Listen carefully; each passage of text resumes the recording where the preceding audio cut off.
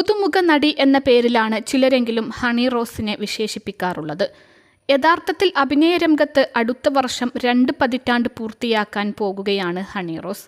2005 പുറത്തിറങ്ങിയ വിനയൻ ചിത്രം ബോയ് ഫ്രണ്ടിലൂടെയാണ് താരം അഭിനയ രംഗത്തേക്കെത്തുന്നത്. ഇന്ന് തെന്നിന്ത്യയിലെ തന്നെ തിരക്കേറിയ താരങ്ങളിൽ ഒരാളായും ഹണി റോസ് മാറിക്കഴിഞ്ഞു. തമിഴ് താരം വിജയുടെ കടുത്ത ഫാനാണ് താനെന്നാണ് ഫ്ലവേഴ്സ് ടിവിയുടെ 1 കോടി വിത്ത് കോമഡി എന്ന പരിപാടിയിൽ പങ്കെടുത്തുകൊണ്ട് ഹണി റോസ് പറയുന്നത്. ക്രഷാണെന്ന് വേണമെങ്കിൽ പറയാം. ചെറുപ്പത്തിലേ തുടങ്ങിയതാണ്. എനിക്ക് തമിഴ് അത്യാവശ്യം സംസാരിക്കാൻ അറിയാമെങ്കിൽ അത് അദ്ദേഹത്തിൻ്റെ പടം കണ്ട് പഠിച്ചതാണ്. താരത്തിൻ്റെ പഴയ പടങ്ങൾ എല്ലാം തന്നെ കണ്ടിട്ടുണ്ടെന്നും ഹണി റോസ് വ്യക്തമാക്കുന്നു.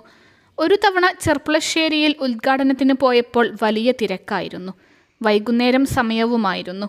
ആൾക്കൂട്ടം എന്ന് പറഞ്ഞാൽ പ്രത്യേക സ്നേഹം ഉള്ള ആളുകളായിരുന്നു. ബൗൺസേഴ്സിനൊക്കെ അവരെ നിയന്ത്രിക്കാൻ പാടുപെടേണ്ടി വന്നു. സ്റ്റേജിൽ നിന്നും ഷോപ്പിലേക്ക് കുറഞ്ഞ ദൂരമേയുള്ളൂവെങ്കിലും അങ്ങോട്ട് പോകാൻ സാധിച്ചില്ല. അതുകൊണ്ട് തന്നെ അപ്പോൾ ഉദ്ഘാടനം ചെയ്യാൻ സാധിച്ചില്ല. വണ്ടിയെടുത്ത് അവിടുന്ന് പോയി. 1 മണിക്കൂറോളം കറങ്ങിയതിന് ശേഷം തിരിച്ചു വന്നാണ് ഉദ്ഘാടനം ചെയ്യുന്നതെന്നും അവതാരകൻ ആർ ശ്രീകണ്ഠൻ നായരുടെ ചോദ്യങ്ങൾക്ക് മറുപടിയായി ഹണി റോസ് പറയുന്നു. സ്ത്രീ പുരുഷ ഭേദമന്യേ ആളുകൾ തൊലി കൂടുതൽ വെളുക്കാനുമൊക്കെ തന്നെ ഇഞ്ചക്ഷനൊക്കെ എടുക്കുന്ന കാലമാണ്. 1-2 മരുന്നുകളുടെ പേരൊക്കെ ചില ആളുകൾ എനിക്ക് പറഞ്ഞു തന്നിട്ടുണ്ട്. ഇങ്ങനെയുള്ള കൃത്രിമ മാർഗങ്ങളിലൂടെ ലാവണ്യം വർദ്ധിപ്പിക്കാനുള്ള ശ്രമങ്ങൾ ഹണി റോസ് നടത്തിയിട്ടുണ്ടോ?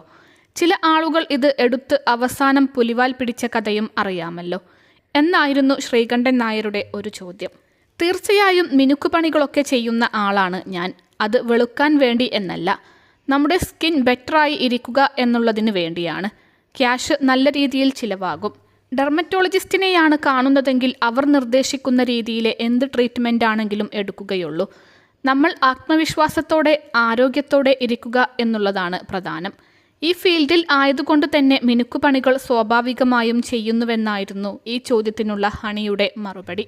തന്നെ ഏറ്റവും കൂടുതൽ സന്തോഷിപ്പിക്കുന്നത് മനസ്സമാധാനമാണെന്നും ഹണി വ്യക്തമാക്കുന്നു.